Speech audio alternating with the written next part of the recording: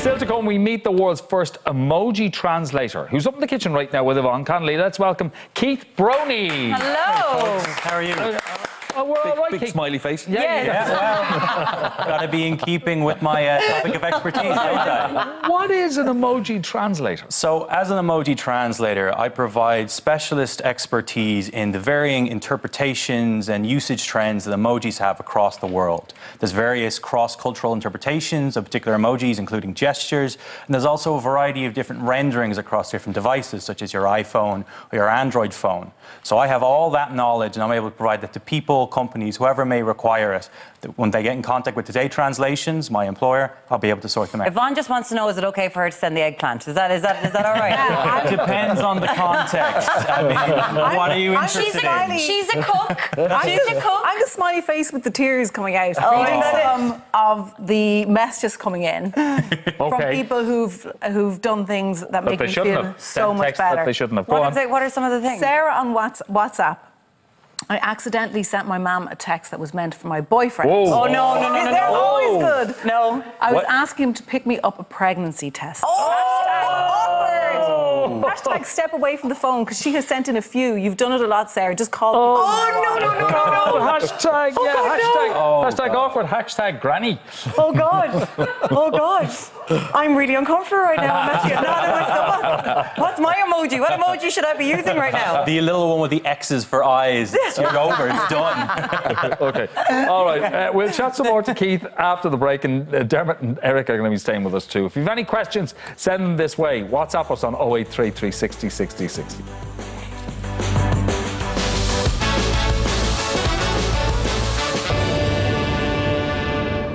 Welcome back to the 6 o'clock show. We've been chatting to garden designer Dermot Gavin, comedian Eric Lawler, but Keith Broni, the world's first emoji translator, is with us now. Good to see you, Keith. Down from the kitchen and with us now. Where did you and how did they advertise for this job? So Today Translations are an international linguistic translation and interpretation company based in the city of London. Yeah. And back in December of 2016, a couple of their clients began to ask them about the usage of emojis across countries and across different cultures. So they put out this advertisement for this consultancy position. And it was online for about 2 weeks with, a couple of applications, and then a couple of news sources picked up on it, and it exploded across the internet and, of course, across news. Yeah. So I was one of the candidates that put their name forward. Last year I did a dissertation in business psychology in London. Right. And my dissertation was to do with the usage of emojis by businesses on social media. Yeah. Applied, couple of months later, a couple of interviews later, here we are. Has everyone on the couch, have you all used emoji? Eric,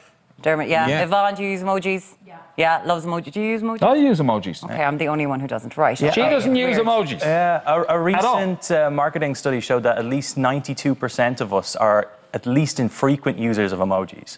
And in 2016, roughly 2.3 trillion messages were sent containing at least one emoji. At least one, yeah. At least one. It's a huge thing. Huge, absolutely ubiquitous. So this translating thing, there's a need for it for companies then? Oh, definitely, because there's a lot of different pitfalls that you can be encountered when you're using emoji frivolously. Yeah. They can drive engagement on social media and increase people's positive outlook based on the messages they're exchanging with people if they're used correctly. But there's so many things you have to watch out for. Different cross-cultural variations, particularly in regards to gestures, but they also look a little bit different across different phones, some of them more so than others. So you have to be very, very careful about the different emoji you're using in different contexts.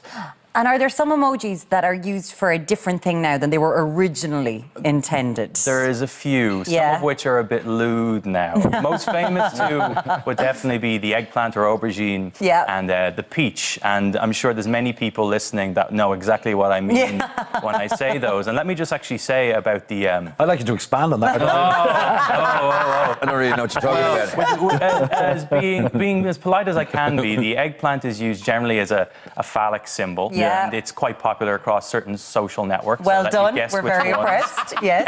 And the peach emoji is generally used as the human backside. In fact, there was a recent data analytics study done on the peach emoji on Twitter that found only 7% of all the tweets containing the peach emoji referred to a peach. Oh, right. Only 7%. Has that expansion satisfied you? Absolutely. No, I can't wait to get stuck into Twitter now. What's the one you use the most, Eric? Well, it's the one that's used by most people. I think it's the crying eyes one, the laughing The PMS album. Dermot, is that your one as well? That one on a halo above my head. Of course. Of course you are. Of Now, course. smiley faces wouldn't be complimentary in all places, though, would they? No, there's some areas in which particular smiley faces can be interpreted as being a bit of an indifferent response, almost as if many people remember the textual paralanguage usage of LOL. Yeah. So you'd kind of respond to something with just LOL. In the same way that on Facebook Messenger, people would just use the blue thumb to be like, fine, great, whatever. In certain cultures, the basic smiling face can be seen as a, I'm done, that's great. Whatever, grand. Yeah, can we stop? So that's used quite frequently in China. It would be brilliant. It would be brilliant if, you know, emojis became like your face. Like you could end a boring conversation. You know, because you use that smiley face to end a conversation on Twitter. Whereas if somebody was in a pub boring the arse off, you could just turn around and go, and they'd shut up and leave you alone. It'd be brilliant. Well, the thing is, you might have to watch that, Eric, because emojis, they now stand up in court. They do indeed. Yeah. Because, of course, a lot of digital communications are being brought into court cases. Yeah. Emojis are featuring quite prominently as well. There was actually an instance during the week in Israel where a couple was taken to a small claims court by a landlord because the landlord had been exchanging messages with them and they had used a lot of emojis to indicate a great enthusiasm for renting out the apartment. Okay. The landlord took it off the rental property sites and they didn't end up renting out the apartment to them. So the judge ruled in the favour of the landlord, saying that the landlord was reliant upon the income that he assumed would be coming from them, and they had to pay up in small claims And this court. decision was based on the emojis they had. It was on the indeed. messages All they of sent the them. emojis featured in a number of the messages they exchanged. The judge cited them as being a vital indication of the enthusiasm for renting the apartment. Dermot Gavin, no sending a gardening tool and then a massive thumbs up afterwards. You'll be done. You'll be done. A thumbs up can be offensive in some cultures, like I mentioned earlier, a lot of gestures can have a lot of different cross-cultural interpretations because, of course, the emoji versions of these gestures mean the same thing. So the thumbs up is obviously very popular across the West as a very positive sign of, yes, that's great. But in certain countries... I'm off to get my prostate exam. Well, the thumbs up with the eggplant, perhaps, you know.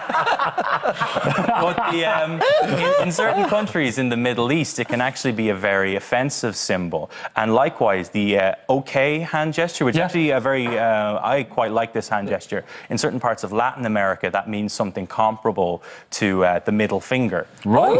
And there is actually a middle finger emoji as well, if you happen to be particularly annoyed at someone you're exchanging messages with. I think Cathal from Fair City would be using that a whole lot, would he? No, I get a lot of them sent to me.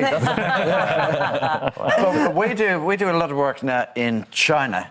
And in China, they're all obsessed, not with emojis, but an app called WeChat. So everybody... So how can you use emojis on that? Well, WeChat actually supports a lot of the emojis that are But they featured. just talk into the machine. So do you do a funny face yourself, or...? Well, I mean, WeChat operates quite like WhatsApp here. So it has phone calls as well as text messages. Okay, right. But if you're just using the text function, it actually features a number of popular emojis that are across our own iPhones and our Android devices. You have to be careful with WeChat, though, because there is a number of inbuilt emoji-like icons, which are not technically emojis. Emojis are actually very strictly regulated by an international body called Unicode. I'm just telling you, you need to watch yourself over in China, Gavin. I'm getting worried about you. Because the idea behind regulating them is if you send it from one device to another, it should be interpreted in the same way. In the same way, if you send a word from one phone to another or an email from one laptop to another, across the entire world, you should be able to see the word or the icon that's being used. So that's why emojis are contained within the Unicode consortium. One of the things... Come on. Well, WeChat contains a number of pictographic icons similar to emojis that are used in text that are not part of Unicode. There's little ones like a little person picking their nose, there's a little person with a headband on, and there's a little army man. These are not used across our own Western emoji keyboards. It's like the North Korea of emojis, is it? Yeah. I need to watch it. You did an emoji spelling bee. I did indeed. And this was a contributing factor to why I was the successful candidate for this. But how do you do it? What do you do? So effectively, if you're a participant, you're given a phrase in English, be it a phrase or a sentence, a word, a concept, and you have 2 minutes to come up with your emoji keyboard, an emoji version of that. Because, you know, you want to try and convey it as briefly, succinctly, and as effectively as you can. But when you have a time limit, it can be quite stressful.